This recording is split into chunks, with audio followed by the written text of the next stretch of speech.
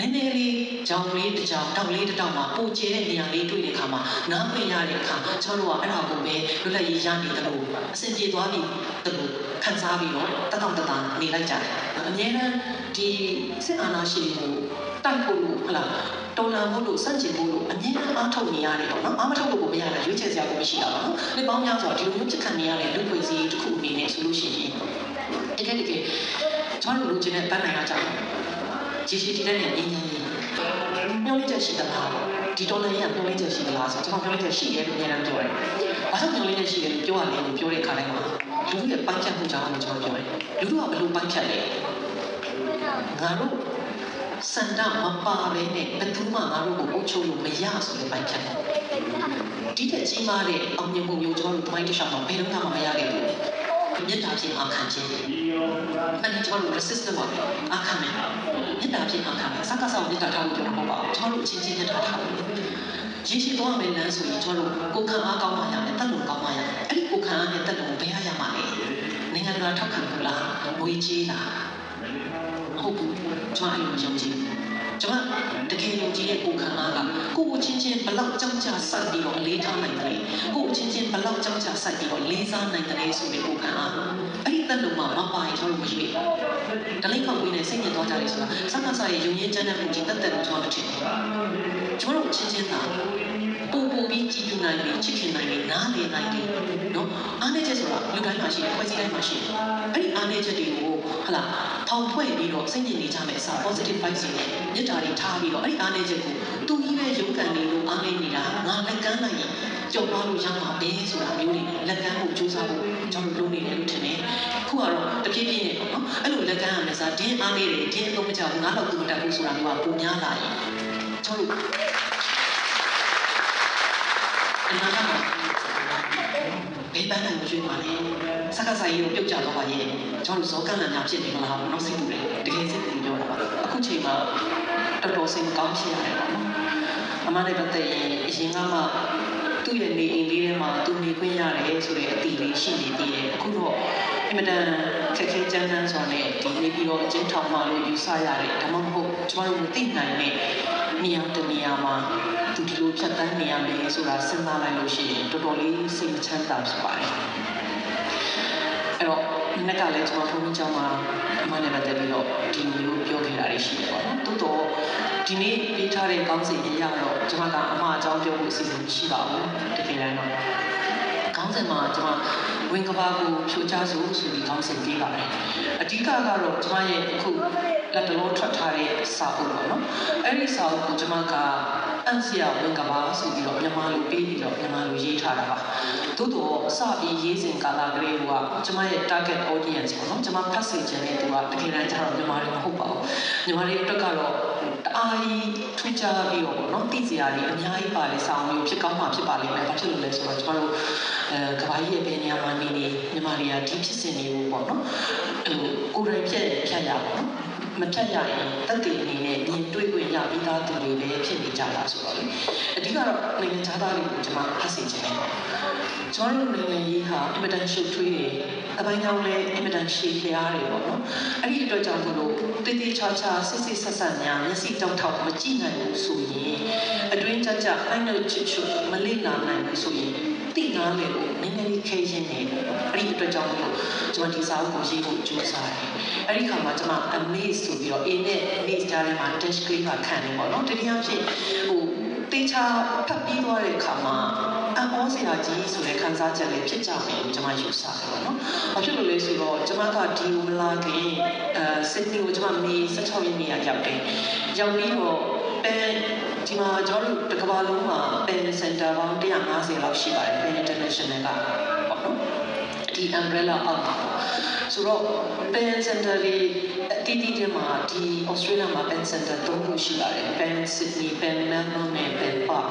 ဆိုတော့ဒီ3ခုကဒီခီးကိုစီစဉ်တာပါတကယ်တမ်းကြဒီ3ခုပေါင်းပြီးတော့ဗီဇာရရေးရောပေါ့နော်ဒီခီးစဉ်တွေကုန်လုံးတော့သူတို့တောင်းယူပြီးစီစဉ်တဲ့အခါကျတော့ပုံစံအားဖြင့်ပေါ့အစီအစဉ်မှာ Writer Festival literature festival တွေကို target ထားပါတယ်။ဘာဖြစ်လို့လဲဆိုတော့ဒီစာရေးဆရာပွဲတော်ကတစ်ခါလုံးကစာရေးဆရာတွေလာကြတယ်ပေါ့နော်။အဲ့တော့ audience ကတော့ပရိသတ်ကတော့ဒီနိုင်ငံမှာရှိတဲ့သူတွေဖြစ်ပေမဲ့တခြားနိုင်ငံလာတဲ့သူတွေကလည်းအခါအားလျော်စွာနားထောင်လို့ရမယ်ဆိုရင်ဒီသတင်းစကားတွေကိုပို့ပြီးရောက်နိုင်တယ်ပေါ့နော်အဓိကအဲ့ဒီအတွက် target ထားတယ်ပြီးတော့သူတို့ရဲ့ pen center ရဲ့ activities တွေပါတယ်ပေါ့နော်နောက်တစ်ပိုင်းကတော့အဲ့ဒီ data အသီးသီးမှာရှိနေတဲ့ data ကန်တက္ကသိုလ်တချို့ပေါ့နော်ညာတော့ဖြစ်ကျွန်တော်တို့ရဲ့အဖွဲ့ဝင်တွေကတက္ကသိုလ်တွေကပါမောက္ခတို့ဘာလို့လဲရှိနေကြတာပေါ့နော်စာရေးဆရာတချို့ကဒီလိုမျိုးဖြစ်တဲ့အခါကျတော့အဲ့တော့တက္ကသိုလ်တွေနဲ့လည်းချိန်ပြီးတော့အစီအစဉ်တွေစီစဉ်တယ်အဲ့ဒီအပြင်သူတို့ကစတွေကအင်မတန်နားလည်မှုရှိစွာနဲ့ပေါ့နော်အထူးသဖြင့်တော့ pen park မှာတော့ကျွန်တော်တို့ရဲ့ဟလာနော်ဒေါက်တာခရစ်စတိုဖာလင်းကခရစ်ကအစတွေက pen park ကိုနှစ်ပေါင်းများစွာသူပုံပေါင်းဆောင်ရွက်ခဲ့တဲ့အတွက်ကျွန်မနဲ့ကိုယ်တိုင်ခုလိုမတွေ့ရခင်အချိန်မှလည်းZoom နေနဲ့ပေါ့နော် Zoom meeting နဲ့ကျွန်တော်တို့ဆက်သွယ်လုပ်ထားတဲ့အခါကျတော့ဒီမှာရှိတဲ့မြန်မာမိသားစုတွေနဲ့လည်းချိတ်ဆက်ပြီးတော့ activities တွေလုပ်နိုင်အောင်လို့ဒီ pen center 3ခုလုံးတော့တက်ကြွကူညီပြီးတော့ဖြည့်ဆည်းပေးတယ်ပေါ့နော်အဲ့ခါကျတော့ဒီ Writer Festival တွေမှာကျွန်မကျတော့တကယ်တမ်းကဒီလောက်ကြီးစာရေးဆရာအနေနဲ့လူမသိပေါ့နော်နိုင်ငံကပြည်သက်အတွက်မသိတဲ့အခါကျတော့သူတို့စီစဉ်တဲ့အထက်မှာရှောင်းတန်နဲ့တွဲပြီးတော့စီစဉ်တယ်အဲ့တော့ရှောင်းနဲ့ကျွန်မနဲ့နှစ်ယောက်တွဲပြီးတော့ပြောလာတဲ့အခါလေးပေါ့နော်ဒီခါလေးကိုလုပ်တဲ့အခါလေးမှာကျွန်တော်တို့ကိုသူကဒီပဲတဲ့ members တွေပေါ့နော်ပို့ပြီးတော့ဒီပွဲတွေမှာကျွန်တော်တို့မပြောခင်မှာလူတွေလာနားထောင်ကြအောင်ဆိုပြီးတော့ ABC Radio တို့ ABC TV တို့စသဖြင့်ပေါ့နော် podcast တို့အဲ့လူတွေနဲ့လည်းကျွန်တော်တို့အရင် interview တွေသူကစီစဉ်ပေးတယ်အဲ့တော့ကျွန်တော်ကဒီစာအုပ်ရေးရခြင်းကြီးပဲချက်မှာဒီ amaze ကိုရေးရခြင်းကြီးပဲချက်မှာနိုင်ငံသားတွေကိုသိစေချင်တာဘာဖြစ်လို့လဲဆိုတော့အများစုတော့ဒီနိုင်ငံသားတချို့ကျွန်တော်တို့ရဲ့ဒီຫນွေဦးတော်လှန်ရေးနဲ့ပတ်သက်လို့ရှိရင်သူတို့စိတ်ထဲမှာပြည်တွင်းစစ်ဖြစ်နေတာပဲပေါ့နော်ဘယ်လိုလူချင်းချင်းတတ်နေကြတဲ့အဆင့်ပဲရှိတယ်အင်မတန်မှပုံကံခြင်းစိတ်ကြီးလုံးတဲ့လူဖွဲ့စည်းပေါ့နော်အဲ့တော့အချင်းချင်းတတ်နေကြတယ်ဆိုရင်အမျိုးမြင်တာပုံမှာကျွန်မတော်တော်လေးအဆင်မပြေဖြစ်တယ်ပေါ့နော်အဲ့တော့ဒီ interview လုပ်နေဆိုတဲ့သူတွေကိုကျွန်မစာအုပ်မပေးနိုင်တဲ့ soft copy ပေါ့final editing copy မဟုတ်ဘဲနဲ့ဒီထက်စောတဲ့ copy တချို့ကျွန်တော်တို့ကြိုပေးတယ်ပြီးတဲ့အခါမှာတစ်ရက်ကြာတော့ကျွန်တော်တို့ Zoom နဲ့အဲ့ဒီကြိုပြီးတော့review interview တခုအတွက် record လုပ်ဖို့အတွက်လုပ်တဲ့အခါကျတော့မင်းရဲ့ moderator မျိုးသမီးရဲ့လေးခုကိုကျွန်မတော်ကျင်းရတော့ပါတယ်ဒီဆောင်နဲ့ပတ်သက်ပြီးတော့သူကဘာပြောလိုက်လဲဆိုတော့ငါအတန်တင်ဖတ်ကြည့်လိုက်တဲ့အခါကျတော့တဲ့ဒါတော့ဆိုးရွားလို့နေပေါ့နော်ဒီစကားစားလူတွေနဲ့အားလုံးပြီးသွားရင်တော့မှမင်းတို့ဘယ်လိုဆက်ဆံပါလဲဆိုတဲ့မျိုးပေါ့နော်အမှန်မှစဉ်းစားလို့မရဘူးပေါ့တော်တော်ခက်ပါပဲဆိုတော့ပေါ့နော်သူရဲ့အဲ့ဒီမှတ်ချက်ကိုကြားတဲ့အချိန်မှာကျွန်တော်တော်တော်ရှင်းတတ်ပါတယ်တကယ်တမ်းပြောပါကြည့်စေသူတို့သဘောပေါက်သွားတယ်သဘောပေါက်စပြုတ်တယ်လို့ပဲပြောလို့ရတယ်ပေါ့နော်အရင်တုန်းကတော့နိုင်ငံတော်နိုင်ငံမှာစစ်တပ်ဆိုတာမရှိလို့မဖြစ်ဘူးအဲ့တော့ဘယ်နည်းနဲ့မဆိုဟလာအဆင်ပြေအောင်စူးစမ်းတယ်လေဟလာဒီဘက်ကလုံးဝလက်မခံဘူးလို့ပြောနေတဲ့ဟာတွေကအစွန်းရောက်တယ်ပေါ့နော်သူတို့ရဲ့မှတ်ချက်တွေကလေအဲ့လိုများခဲ့တယ်အခုကျတော့ဖတ်ပြီးတဲ့အချိန်မှာငါတို့ကစဉ်းစားလို့မရဘူးပေါ့နော်ဒါတော့ဆိုးရွားလုံးတဲ့လူတွေနဲ့ပွဲပြည့်တော့ဘယ်လိုပြန်ဆက်ဆံရင်ဘယ်လိုဆက်ဆံနိုင်မှာပါလိမ့်ဆိုတဲ့မေးခွန်းဖြစ်လာတယ်ပေါ့နော်ဆိုတော့သဘောကအခြေအနေကိုသူတို့နားလေတယ်ပေါ့ဒါပေမဲ့တကယ်ကျွန်မဒီamaze ကိုရေးတဲ့အခါမှာဒီစာအုပ်ကိုနားလေလို့ဆိုရင်တကယ်ကျွန်မရှိမှာအင်္ဂလိပ်လိုရေးခဲ့တဲ့စာအုပ်တော့ရှိပါတယ်ကျွန်မ2008 2009တုန်းကအမေရိကက Brown တက္ကသိုလ်မှာကျွန်မနေစဉ်ကာလမှာThe Roadmap ဆိုတဲ့စာအုပ်ကိုကျွန်မအင်္ဂလိပ်လိုရေးတဲ့အကြောင်းညာလေးအဲ့ဒါပဲပေါ့နော်ကျွန်မအဲ့တုန်းကတော့စာအုပ်ကလည်းနည်းနည်းပါတယ်ပေါ့နော်နည်းနည်းပို့ပြီးတော့fiction နဲ့ကိုရောက်တဲ့စာအုပ်ပေါ့နော်ကျွန်မ documentary fiction ကိုနာမည်ပေးပါတယ်မိသားစုနှစ်ခုရဲ့ဖြစ်ရမှန်အကြောင်းအရာတွေကိုအခြေခံပြီးတော့မှမြန်မာနိုင်ငံရေးကို1988ကနေ2009ထိရေးတာပေါ့နော်နောက်ပိုင်းတော့စာအုပ်က2017မှာထွက်နိုင်တဲ့အခါကျတော့2010နဲ့ပတ်သက်တဲ့အခန်းတစ်ခုကျွန်မဖြည့်လိုက်ဖြည့်ရေးတယ်ဆိုတော့အဲ့ဒီ The Roadmap ဆိုတဲ့စာအုပ်နဲ့ဒီစာအုပ်ကဆက်ရှိတယ်ပေါ့လေဆိုတော့အဲ့ဒီစာအုပ် The Roadmap မှာကျွန်မကခိုးဘက်ခေတ်ကနောက်ဝတ္တခေတ်ကလမ်းပြမြေပုံ9ချက်ပေါ့နော် Seven Steps Roadmap လို့ပြောတဲ့အတွက်ကြောင့်ကျွန်မရဲ့စာအုပ်မှာအခန်း9ခန်းပါပါတယ်အခန်းကြီးအားလုံးကျွန်မဗမာလိုနာမည်တက်တယ်လမ်းစလမ်းခုလက်လမ်းပိတ်လမ်းလွှဲလမ်းပိတ်နောက်တစ်ခါလမ်းစလမ်းစုံ နောက်ဆုံးအခါလမ်းကွာပေါ့နော်အင်္ဂလိပ်လိုတော့ fork in the road ဆိုပြီးကျွန်မနာမည်တက်တယ်ပေါ့နော်လမ်းဆိုတာ junction ပေါ့အဲ့တော့အဲ့ဒီဆောင်2010စက်တစ်ထွက်ပြီးတဲ့နောက်ပိုင်းမှာကျွန်မတို့ဒီနိုင်ငံတကာ journalist တွေကအများအားဆက်ပြီးရင်သူတို့ the road ကိုတည်တဲ့အခါကြတော့ပေါ့နော်အဲ့တော့နိုင်ငံဘယ်အခြေထားရောက်သွားပြီလဲပေါ့ဆိုတော့ international media အများစုကကျွန်တော်တို့ကိုရွေးကောက်ပွဲအပြီးပေါ့နော်ဒီ2017ကနေ15ကြားထဲမှာတောင်းတပြုပြင်မှုတွေလုပ်လာတယ်ငင်းငင်းလေးဖြစ်စဉ်ပေါ်လာတယ်စသဖြင့်ပေါ့နော်စာပေစီစီတက်သွားတယ်ပေါ့အဲ့လိုမျိုးဖြစ်လာတဲ့အခင်းချင်းတွေပေါ်မှာတိတ်ပြီးတော့အားရကြတယ်သဘောကျကြပြီးတော့ဘယ်လောက်ထိရည်ညွှန်းလာလဲဆိုလို့ရှိရင်တွင်းမြေမကြတဲ့တော်လှန်ရေးဖြစ်သွားပြီပြောင်းလဲသွားပြီမြန်မာပြည်ဒီမိုကရေစီလမ်းကြောင်းပေါ်ကိုရောက်ပြီဆိုတဲ့ဟာမျိုးတွေပြောတယ်ပေါ့နော်အဲ့ဒီအချိန်မှာကျွန်တော်မေးသမျှအဲ့ဒီနိုင်ငံတကာ journalist တွေကိုကျွန်မမဟုတ်ဘူးငါတို့က still fork in the road ပဲရှိသေးတယ်လို့တိုင်ခံဖြေခဲ့တယ်ပေါ့နော်ဆိုတော့သူတို့ကဘဝင်မကြဘူးကျွန်မလည်းတိုင်ခံဟုတ်တယ်ငါတို့မရောက်သေးဘူး still fork in the road ပဲပေါ့နော်အချိန်မရွေးအမျိုးမျိုးဖြစ်လို့ရနေသေးတယ်ရှေ့မှာလမ်းတွေကအများကြီးရှိနေသေးတယ်တကယ်ပန်းနိုင်ရောက်ဖို့ဆိုလို့ရှိရင်ငါတို့အနေနဲ့တယောက်ချင်းစီရဲ့အခမ်းအနားတိတ်ရေးကြီးတယ်အများကြီးလောက်ဆရာတွေရှိနေသေးတယ်။ဘာဖြစ်လို့လဲဆိုတော့ကျွန်တော်မြင်တာကနိုင်ငံရေးအခင်းချင်းဟာ2008ဖွဲ့စည်းပုံအခြေခံဥပဒေကပြည့်မိတာတပိုင်းပေါ့နော်။နှစ်ပေါင်းများစွာဟုတ်လားကိုလိုနီနယ်ချက်စနစ်အောင်မှာနေခဲ့ရတယ်။ဒီဘက်ကိုဟုတ်လားလွတ်လပ်ရေးရပြီးနောက်ပိုင်းမှာလည်းကျွန်တော်တို့ပြည်တွင်းစနစ်တရမ်းလုံးခဲ့ရတယ်။တခါစစ်ဆိုးရအဆက်ဆက်ပေါ့နော်ပထမဆုံး60နှစ်အာဏာသိမ်းပြီးတဲ့အခါမှာစစ်ဆိုးရက socialist ဆိုးရဆိုတဲ့နာမည်ဖြစ်သွားတယ်မဆလာဆိုးရပေါ့ဆိုတော့တခုပြီးတခုကျွန်တော်တို့ရဲ့လူ့အဖွဲ့အစည်းဖြတ်သန်းလိုက်ရတဲ့အခါကျတော့ကျွန်တော်တို့ရဲ့လူ့အဖွဲ့အစည်းကဘယ်တော့မှကိုရပိုင်ခွင့်ဆိုတာကိုဘာမှမသိဘူးပေါ့နော် human rights ပေါ့နော်ကို rights ကိုဘာမှမသိဘူးနောက်ခါအမြဲတမ်းခုနတခြားနိုင်ငံကသူတွေပတ်ချက်သေးတယ်ပေါ့ကျွန်မရဲ့ roadmap ကိုဂျာမနီမှာရှိတဲ့ Frankfurt မှာရှိတဲ့ Goethe University မှာစတင်ပါတယ်စတင်တော့ကျောင်းသားတွေကကျွန်တော်မိကိုမေးအဲ့စာအုပ်ကိုဖတ်ပြီးတဲ့အခါကျတော့မင်းတို့လူဖွဲ့စည်းရတဲ့တအားပုံကံနဲ့သဘာဝရှိရပေါ့အဲ့လိုအေးစဉဏ်ဖြစ်သွားပြီဆိုတဲ့အချိန်ကိုရှိပါမလားပေါ့ဘာဖြစ်လို့လဲဆိုတော့ဒီလိုမျိုးစစ်ဆိုးရမရှိတော့ရင်တော့ဒီလောက်ပုံကံနဲ့စိတ်ရှိတဲ့လူဖွဲ့စည်းဟာအေးချမ်းပါမလားဆိုတာမျိုးမိတာမျိုးပေါ့နော်အဲ့တော့ပြောရရင်ဟုတ်ပါတယ်ကျွန်တော်တို့လူဖွဲ့စည်းကအများနဲ့ဒီစစ်အာဏာရှင်ကိုတိုက်ဖို့လို့ဟလာတော်လှန်ဖို့လို့စန့်ကျင်ဖို့လို့အမြဲတမ်းအားထုတ်နေရတယ်ပေါ့နော်အားမထုတ်လို့ကိုမရတာရွေးချယ်စရာကိုမရှိတာပါနော်နှစ်ပေါင်းများစွာဒီလိုမျိုးဖြစ်ခံနေရတဲ့လူဖွဲ့စည်းတစ်ခုအနေနဲ့ဆိုလို့ရှိရင်တကယ်ကျွန်တော်တို့လူချင်းနဲ့ပန်းနိုင်တာကြောင့်ရေရှည်တည်တဲ့ငြိမ်းချမ်းရေး Federal Democracy စဉ်းစားရင်ပေါ့နော်ဒီတစ်လျှောက်လုံးကျွန်တော်ရဲ့ပြုမှုကျင့်ကြံတာတွေဟာကျွန်တော်တို့လူချင်းနေတဲ့ရေရှည်တည်တဲ့ငြိမ်းချမ်းရေးနဲ့ Federal Democracy ဆိုတဲ့လူ့ဖွဲ့စည်းအတွက်အစနစ်ဖြစ်မှာဖြစ်ပါမလားဆိုတဲ့ပူပန်မှုမျိုးဟာကျွန်တော်တို့တွေကရှိတယ်။ဘယ်နှကားကျွန်တော်တို့မိမှရှိတာမဟုတ်ဘူး။ငကိုတွေကကျွန်တော်မှရှိတယ်။အဲ့ဒီအတွက်ကျွန်တော်အမြဲတမ်းပြောပါတယ်2017နောက်ပိုင်းနိုင်ငံရေးအခင်းချင်းအရာနိုင်ငံရေးအရာပြောင်းလဲရှိတယ်လို့ပြောလို့ရတယ်။အဲကျွန်တော်ပြောတာကျွန်တော်တို့ချစ်ချင်တဲ့ပြောင်းလဲမျိုးတော့မဟုတ်ခဲ့ဘူး။သို့တော့ပြောင်းလဲခဲ့တပါတီကနေပါတီစုံဖြစ်လာတယ်။ရွေးကောက်ပွဲတွေရှိပြီးတော့လွတ်တော်ဆိုတာပေါ်လာတယ်။အရင်ကလွတ်တော်ဆိုတာမရှိခဲ့ဘူးနော်။လွတ်တော်ဆိုတဲ့အခင်းချင်းပေါ်လာ။စသဖြင့်နိုင်ငံရေးအရာအခင်းချင်းပြောင်းလဲတချို့ရှိလာတယ်။သို့တော့လူမှုရေးအရာအပြောင်းလဲဟုတ်တယ်ပဲကျွန်တော်မရှိခဲ့အရင်တော့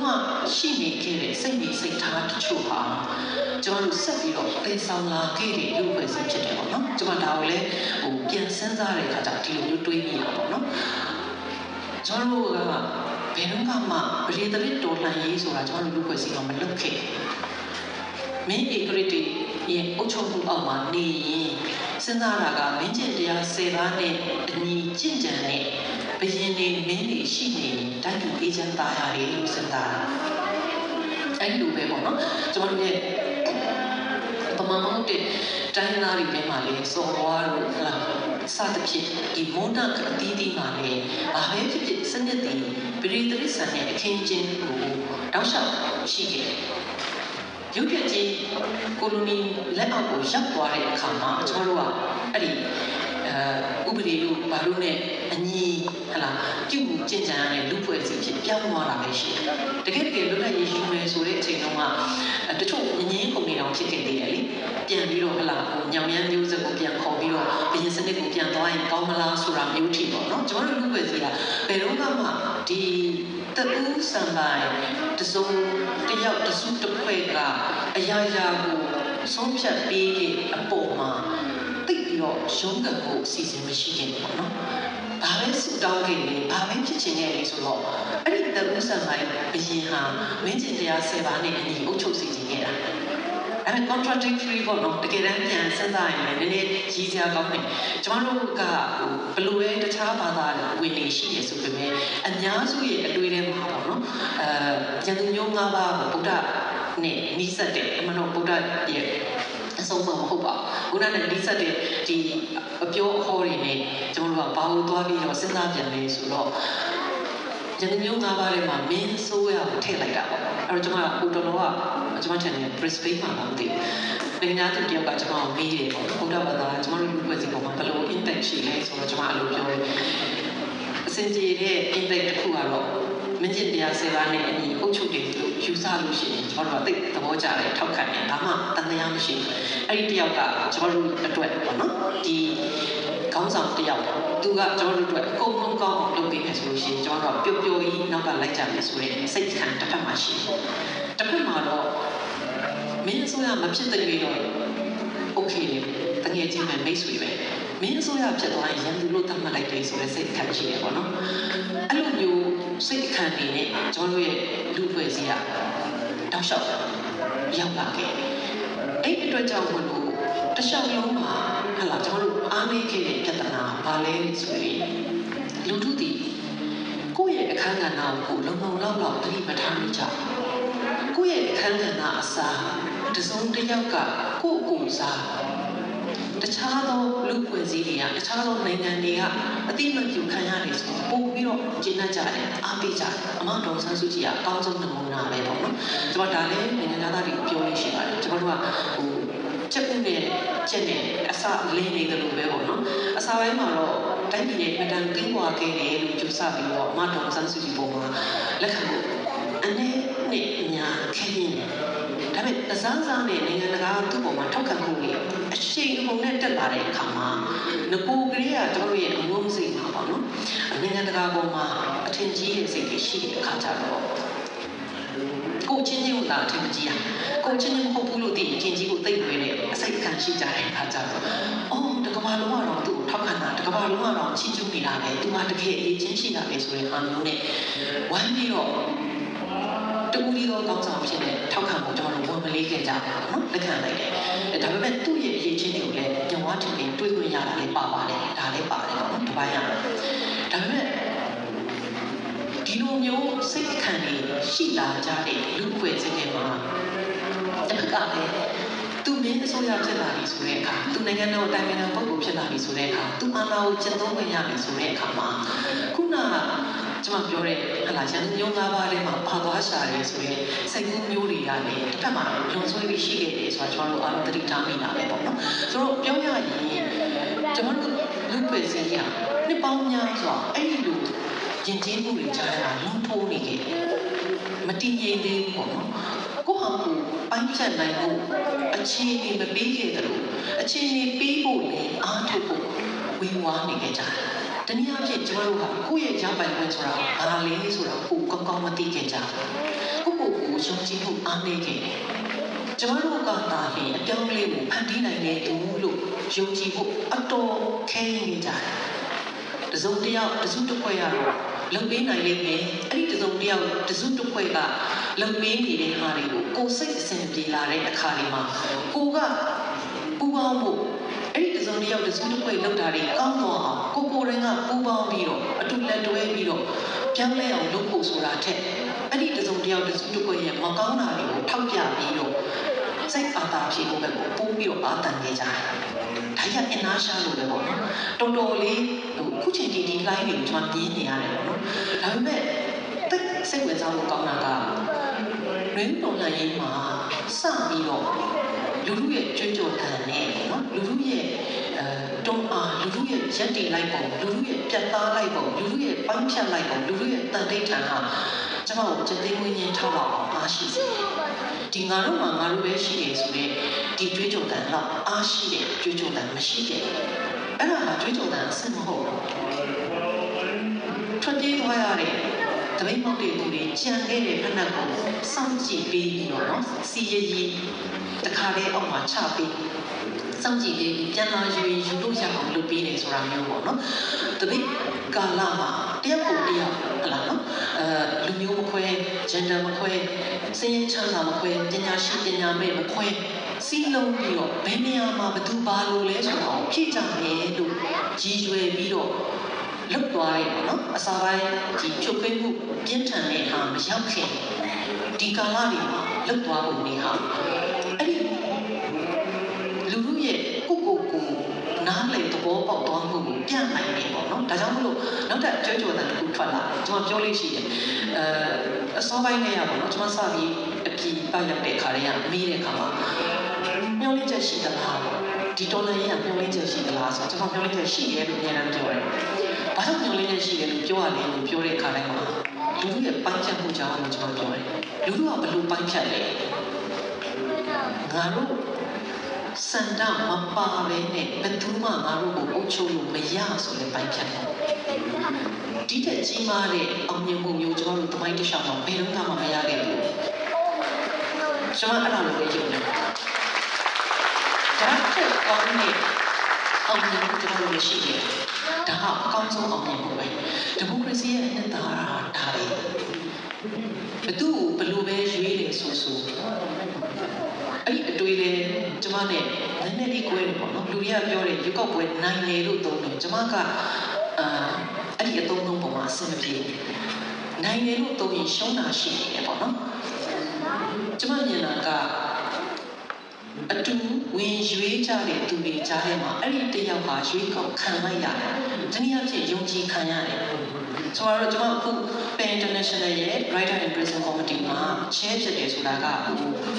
ဒါ volunteer အလုပ်ပါကျွန်တော်တို့လက်ကမရဘူးပေါ့နော်။ဘာရလဲကျွန်တော်ပြောလို့ရှိရင်ဘာစားရလဲပေါ့ဘာမှမရဘူးဆိုရင်ဘာစားရလဲဆိုတော့ယုံကြည်မှုတွေစားရတယ်။ဘာဖြစ်လို့လဲဆိုတော့ကျွန်တော်မဲနဲ့ကြွေးကောက်ခံတယ်။မဲကြမှာဒီတောင်ပေါ်ထမ်းလို့ရတယ်။လမ်းကရေလို့မရဘူးအကျိုးခံစား권ဘာရလဲဆိုတဲ့အခါကျတော့အဲ့ဒီဟလာတစ်ကမ္ဘာလုံးမှာရှိတဲ့ center အသီးသီးရဲ့ယုံကြည်မှုတွေနဲ့အတူပူးပေါင်းလှုပ်ဆောင်ဖို့အခွင့်အရေးရတယ်။အဲ့ဒီအတူပူးပေါင်းလှုပ်ဆောင်မှုတွေကိုကိုကရှေ့တန်းကနေလိလို့ခွင့်ရတယ်။ဒါပဲရတယ်။ဒီတကြီးရဲ့ရလဒ်ပေါ်ရှိအောင်မလားပေါ့နော်။ဒါကြောင့်ဒီမိုကရေစီဟာကျင့်တတ်စရာကောင်းတယ်။ဒါပဲကျွန်မကအရွေးခံနိုင်ရတယ်လို့ကြောင့်ကျွန်မနဲ့အတူအရွေးခံတဲ့အရွေးမခံရသူပေါ်မှာကျွန်မအနိုင်ရလိုက်တယ်လို့ကျွန်မမြင်လို့မရဘူး။အဲ့ဒါမြင်တာမှားတယ်လို့ကျွန်မအမြင်တယ်သဘောထားတယ်။အဲ့ဒီအတွက်ပေါ့နော်ကျွန်မအရှိအဆက်မှာတော့ဒီကျင်းစာစာရေးဆရာကော်မတီရဲ့ဥက္ကဋ္ဌတွေကများသောဖြင့်တယောက်တည်းဒီလန်ဒန်မှာရှိတဲ့ရုံးခွင့်နဲ့အတူလုပ်လို့ရှိရပါတော့ကျွန်မကတော့ကျွန်မနဲ့အတူရွေးခံတာအဲ့ဒါ Penmos ကအမျိုးသမီးပေါ့နော်သူ့ကိုကျွန်မ offer လုပ်ပါတယ်ကျွန်မကအရွေးခံရပြီးချင်းမှာကျွန်မ committee ဖွဲ့ချင်တယ်ကျွန်တော်တို့ရဲ့ဒီ committee ထဲမှာအလုပ်လုပ်တဲ့ steering committee လေးလုပ်ချင်တယ်အဲ့တော့သူကအဲ့ဒီ committee ထဲမှာပါပေးပါကျွန်မသူ့ကိုဆုံးရှုံးမခံနိုင်ဘူးဘာဖြစ်လို့လဲဆိုတော့ဟလာလူစီကဒီမဲပေးမဲ့သူတွေစီကယုံကြည်မှုကိုရအောင်ရှင်မယ်လို့ပိုင်းဖြတ်ထားတဲ့သူတယောက်ဟာအဲ့ဒီအားထုတ်မှုအဲ့ဒီ effort ဟာကျွန်တော်တို့အလားတူဖြစ်လို့မရဘူးသူရဲ့အဲ့ဒီပိုင်းဖြတ်ထားမှုနဲ့သူရဲ့ပေါ့နော်အရွေးခံရသည်ဖြစ်စေအရွေးမခံရသည်ဖြစ်စေဒီရွေးကောက်ပွဲကိုဖျက်ဆီးမယ်လို့အားထုတ်မှုပါထိုက်တန်တဲ့နော်ပြန်ပြီးတော့အသိမှတ်ပြုမှုတစုံတရာရှိရမယ်လို့ကျွန်မယုံတဲ့အတွက်ကြောင့်သူ့ကို offer လုပ်ပြီးကျွန်တော်တို့ steering committee ဖွဲ့တယ်ပြီးတဲ့ခါကျတော့ကြိုက်တဲ့သူပူပေါင်းပါဆိုတော့ကျွန်တော်တို့ steering committee မှာတော့တက်နိုင်သလားပေါ့နော်တိုက်ကြီး9တိုက်ပေါ့ကျွန်တော်တို့ area 9ခုထားတယ် Asia Pacific Americas Europe နောက် Middle East နဲ့ North Africa ပေါ့နော်ဒီလို area region တွေထားတဲ့ခါကျအဲ့ region အသီးသီးကကိုယ်စားလှယ်တွေပါနိုင်အောင်လုပ်ပြီးတော့ steering committee ကိုကျွန်မမောင်းနေတယ်ပေါ့နော်ဆိုတော့အဲ့ဒီသဘောပဲကျွန်တော်တို့ရဲ့ဒီရွေးကောက်ပွဲတွေမှာလေကျွန်တော်တို့အဲ့ဒီဒီမိုကရေစီမှာအဲ့ဒီအမြင်ပေါ့နော်အဲ့ဒါကို အမတ်ရွေးခံရတယ်ဆိုတာမြင်ဖို့ထက်နိုင်လိုက်တယ်ရွေးကောက်ပွဲကိုနိုင်နေပေါ့နော်အဲ့လိုမျိုးမြင်တဲ့အတွက်ကြောင့်မို့အခုလဲဒီဟာမျိုးပေါ့နောက်ထပ်ရွေးကောက်ပွဲအသစ်လုပ်လိုက်မယ်နောက်ထပ်နိုင်လာတဲ့သူတွေကိုဆက်ပြီးတော့ဟလာနိုင်ငံတောင်ကိုယူခိုင်းလိုက်လို့ရှိရင်ပြဿနာတွေပြီးသွားမှာပဲဆိုတဲ့ပုံစံမျိုးမြင်နေတာဟာအဆင်မပြေဘူး။ဘာလို့လဲဆိုတော့ရွေးကောက်ပွဲတွေမှာအဓိကအကျဆုံးဒီမဲပေးတော်သူများမဲဆန္ဒရှင်များဖြစ်တယ်။သူတို့ရဲ့အခမ်းအနားကိုလစ်လျူရှုပြီးတော့သူတို့ရဲ့အောက်ထုတ်မှုတွေကိုလစ်လျူရှုပြီးတော့ဒီရလဒ်ဟာအတော့မတည့်တော့ပါဘူး။ဒီရလဒ်ကိုဘယ်နည်းနဲ့မှသိမှမပြုတ်ပါဘူးလို့လုပ်တာဟာအရွေးခံရတဲ့သူတွေကိုအန်တမိုင်းလုပ်တာမဟုတ်ဘူးနော်မဲနိုင်သွားတယ်လို့ယူဆတယ်ဆိုတဲ့အမှတ်များကိုတွားပြီးတော့အထင်သေးလိုက်တာလည်းမတူကျွန်မတော့မဲဆန္ဒရှင်များကိုစော်ကားတာဒါကြောင့်လဲဒီမဲဆန္ဒရှင်အသစ်တွေဖြစ်တဲ့လူငယ်ဟလာ9သိန်းကျော်မဲပေးလိုက်တဲ့ဟာကမျိုးတော်လာရေးဖြစ်စီတာလေတူတလုံးဒီဆက်ရှင်နဲ့ကြော်တာနဲ့မဲပေးခွင့်ရတော့မယ်ဆိုတဲ့အချိန်မှာနိုင်ငံသားတယောက်ရဲ့အမြင့်ဆုံးတာဝန်ကိုကြည်သွန်းစွာထမ်းခဲ့တဲ့လူငယ်တွေဟာငါတို့ရဲ့ဆုံးဖြတ်ချက်ငါတို့ရဲ့မဲကိုအလားတူဖြစ်အောင်လုပ်လေခြင်းဆိုတဲ့ဒီခံပြင်းစိတ်တွေကပိုင်းဖြတ်သွားတာမျိုးတော်နိုင်ရေးဒါကြောင့်ပြန်ကြည့်ရင်အစောပိုင်းမှာနော်စီရင်ရိတ်တာထဲမှာရှိနေတဲ့ရွေးကောက်ခံကိုယ်စားလှယ်တွေကိုအတိကတခုခုဆက်လုပ်ပါလို့တောင်းဆိုခဲ့ကြတာဟာသူတို့ချင်းချင်းမဟုတ်ဘူးသူတို့ကိုစားပြုတဲ့ပါတီဝင်တွေလည်းမဟုတ်ဘူး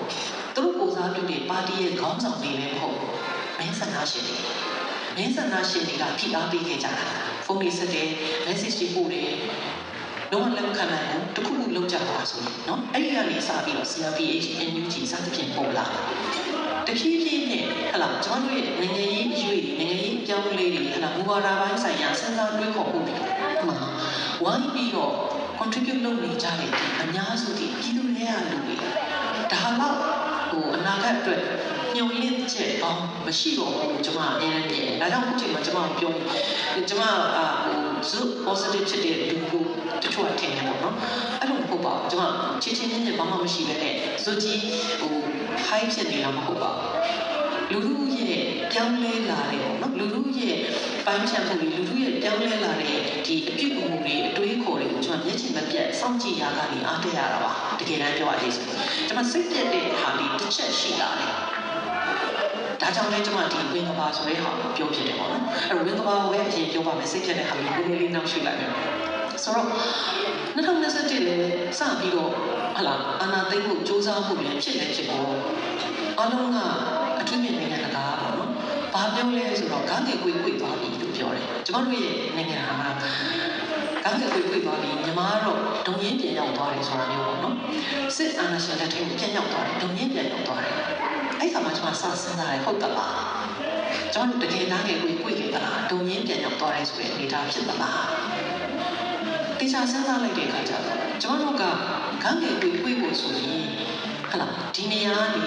ရှေ့တက်တဲ့တနေရာရာထိကျွန်တော်တို့အရင်ရောက်သွားမယ်ပြီးတော့မှဒီနေရာကိုနောက်ကျောင်းပြန်လှည့်လာတယ်ဆိုရင်တော့ဒါဟာဂန်းငယ်ကွေဒါနောက်ကျောင်းပြန်လှည့်တယ်သူတို့စဉ်းစားတယ်လို့ပြီးခဲ့တဲ့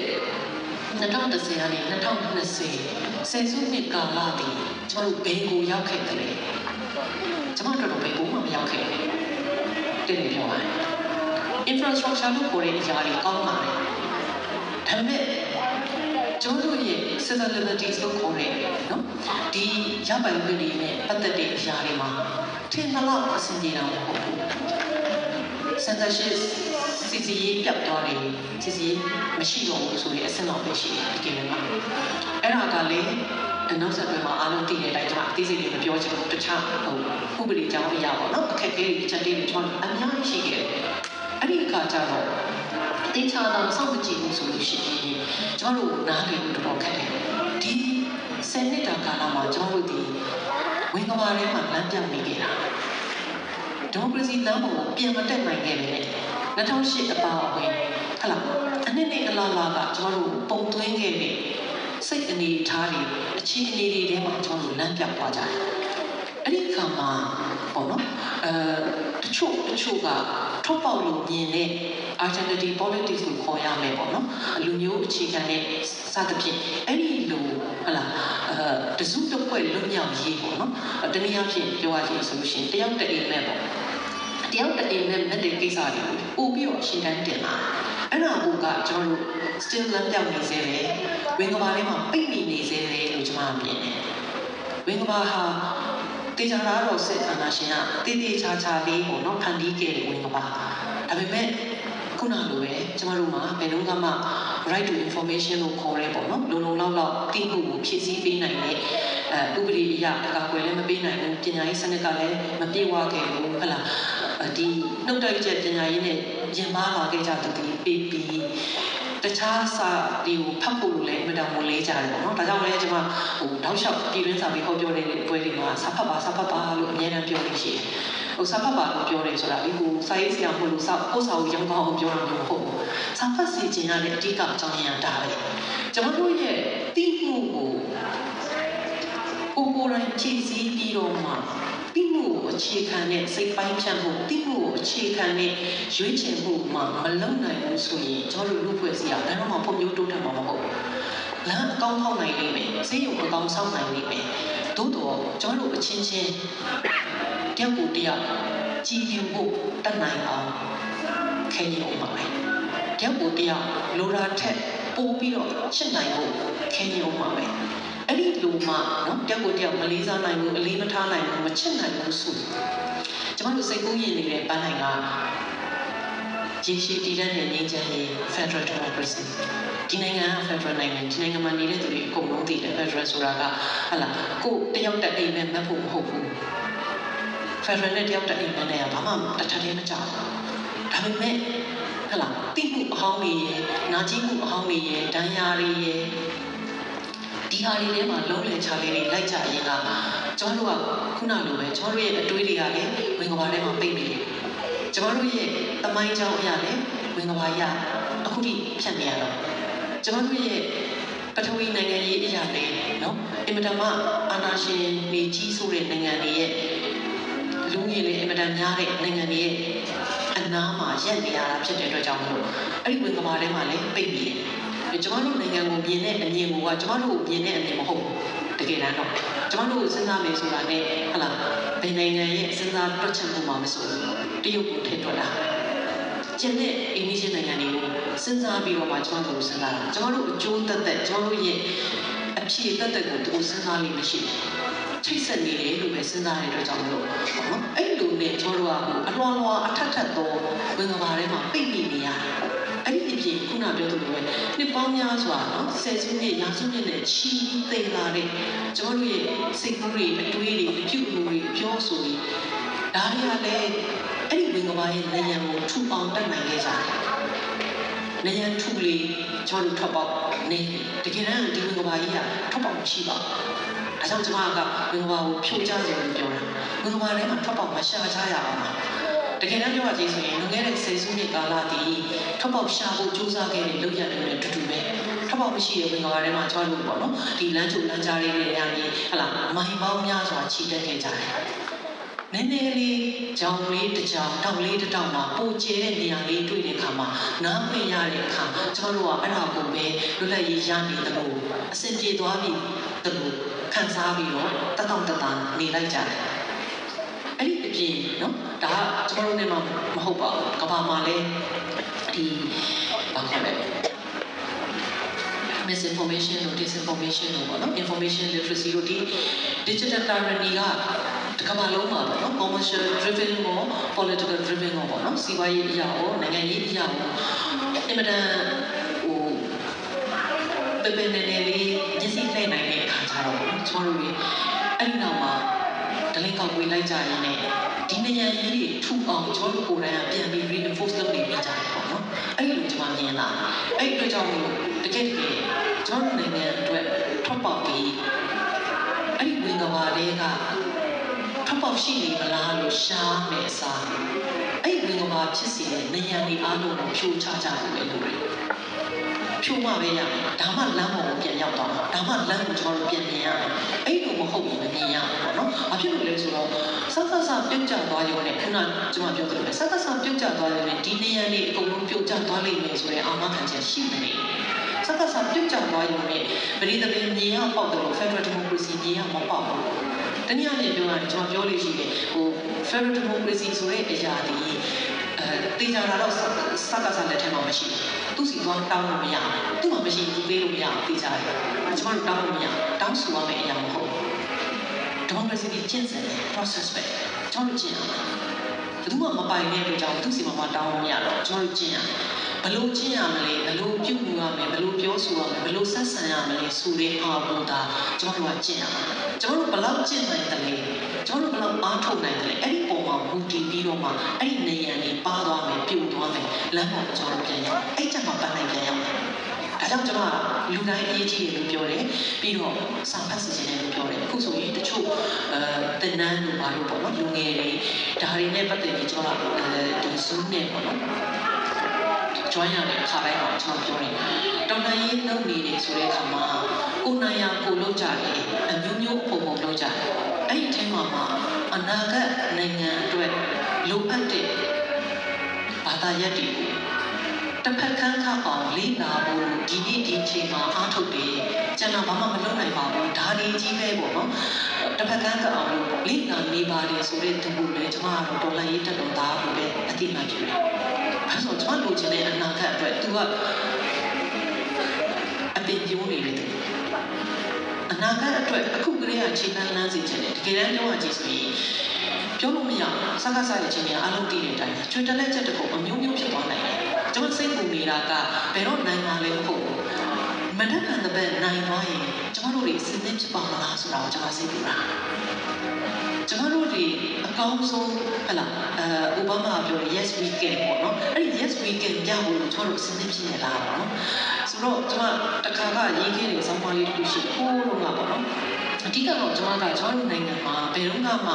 တနိုင်ငံလုံးတိုင်းတာနဲ့ဒီလောက်လူပေါင်းများစွာပေါ့နော်ဘာသာစကားပေါင်းများစွာပြောတဲ့နိုင်ငံဟလာကိုယ်ယုံကြည်မှုရောလူမျိုးရောမတူတာတွေများတဲ့နိုင်ငံမှာဘယ်တော့မှစိတ်ရင်းနှပြေထိုင်ပြီးတော့ပေါ့နော်တယောက်ကိုတယောက်မြင်နေချင်းဆိုင်ပြီးတော့ယုံရင်ကျမ်းတမ်းမှုဟလာရိုင်းတိုင်းဆဲဆိုမှုလုံးဝမပါဘဲနဲ့တယောက်စကားတယောက်ရင်မကြီးဖွင့်ပြီးတော့နားထောင်တဲ့အလေးအထားရောအခွင့်အလမ်းကိုမရှိခဲ့အဲ့ဒီအလေးထားနဲ့အခွင့်အလမ်းကိုမလုပ်နိုင်ဘဲနဲ့ရေရှည်တည်တတ်တဲ့ငြိမ်းချမ်းတဲ့လူ့အဖွဲ့အစည်းကိုကျွန်တော်တို့ဘယ်လိုတည်ဆောက်ပါလဲအဲ့ဒါကိုကျွန်တော်ပူတယ်အခုဆိုရင်ပို့ပူတယ်တကယ်ပြောရကြည့်တဖြည်းဖြည်းနဲ့ပေါ့နော်မတိလိုက်မတိဘာသာတွေနဲ့ကျွန်တော်တို့ရဲ့ positive vibes ရုပ်သွားအောင်ကျွန်တော်စိတ်ကိုကျွန်တော်ပထမဆုံးဒီ channel ဟလာ magazine တွေစသဖြင့်ပေါ့နော်ပထမသတင်းစာတွေသူတို့ထုတ်ဝေလိုက်စပြီးပိတ်သိမ်းလိုက်တဲ့အခါဒီ2021 March လဆန်းမှာကျွန်မရဲ့ဒီမတိရစံနှုန်း page မှာစပြီးတော့ပထမဆုံးရေးတဲ့ဆောင်းပါးရဲ့ကောင်းစဉ်မှာမေတ္တာဖြင့်အာခံခြင်းမနေ့ကျွန်တော်တို့ resistant ပါအာခံမယ်မေတ္တာဖြင့်အာခံမယ်စကားဆောင်မေတ္တာထားလို့ပြောမှာမဟုတ်ပါဘူးကျွန်တော်တို့အချင်းချင်းမေတ္တာထားလို့ရေရှည်သွားမယ်လမ်းဆိုရင်ကျွန်တော်တို့ကိုခံအားကောင်းမှရမယ်တက်လို့ကောင်းမှရမယ်အဲ့ဒီကိုခံအားနဲ့တက်လို့ဘယ်ရမှာလဲနိုင်ငံတကာထောက်ခံမှုလားငွေကြေးလားမဟုတ်ဘူးကျွန်တော်အဲ့လိုမယုံကြည်ကျွန်တော်တကယ်ယုံကြည်တဲ့ကိုခံအားကကိုချင်းချင်းဘလောက်ကြောက်ကြစိုက်ပြီးတော့အလေးထားနိုင်တယ်ကိုချင်းချင်းဘလောက်ကြောက်ကြစိုက်ပြီးတော့လေးစားနိုင်တယ်ဆိုတဲ့ကိုခံအားအဲ့ဒီတက်လို့မှမပိုင်ကျွန်တော်မယူဘူးတလိမ့်ခောက်ကွေးနဲ့စိတ်ညစ်သွားကြတယ်ဆိုတာစကားစားရဲ့ယုံရင်းကျမ်းတဲ့မှုကြီးတက်လို့ကျွန်တော်မထင်ဘူးကျွန်တော်တို့ချင်းချင်းသာပူပြီးကြည်ပြနိုင်တယ်ချစ်ခင်နိုင်တယ်နားလည်နိုင်တယ်နော်အားနည်းချက်ဆိုတာလူတိုင်းမှာရှိတယ်ဖွဲ့စည်းတိုင်းမှာရှိတယ်အဲ့ဒီအားနည်းချက်တွေကိုဟလ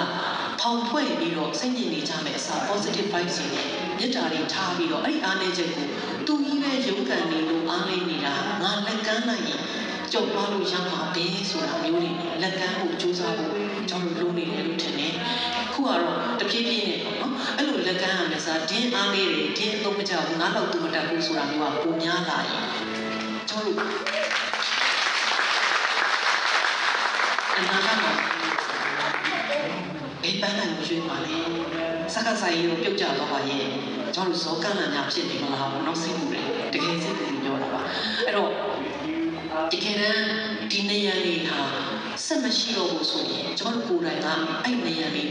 နံပါတ်1ပါအောင်လုပ်ကြတယ်နံပါတ်2ဖြူချကြတယ်အဲ့ကြမှာကျွန်တော်တို့ဒီပန်းတိုင်ကိုတကယ်မျက်စိကလေးမျက်စိနဲ့မြင်ကြပြီတွေ့ကြပြီအဲ့ကြကိုအားတက်လာအခုမြင်နိုင်ဖို့ခက်တယ်နေရာပါတော့ပါသွားတယ်နောက်နေသေးတယ်ဆိုတာမျိုးပေါ့နော်မမြင်နိုင်သေးဘူးမြင်နေသေးတယ်တနည်းအားဖြင့်ဟလာနေရာရဲ့ပုံဘက်မှာဘာရှိလဲဆိုတာမှန်းကြည့်နေရတယ်အဲ့လိုမဟုတ်ဘဲနဲ့ခုနကကျွန်တော်တို့ရဲ့ကြေညာအဖြစ်ဝစီကံအဖြစ်တယောက်ကိုတယောက်ပို့ပြီးတော့ appreciate လုပ်လာနိုင်ရင်ဟလာသူခန်းကဏ္ဍနဲ့ကိုခန်းကဏ္ဍနဲ့ကိုရွေးကြပြီးဟိဆိုရင်တော့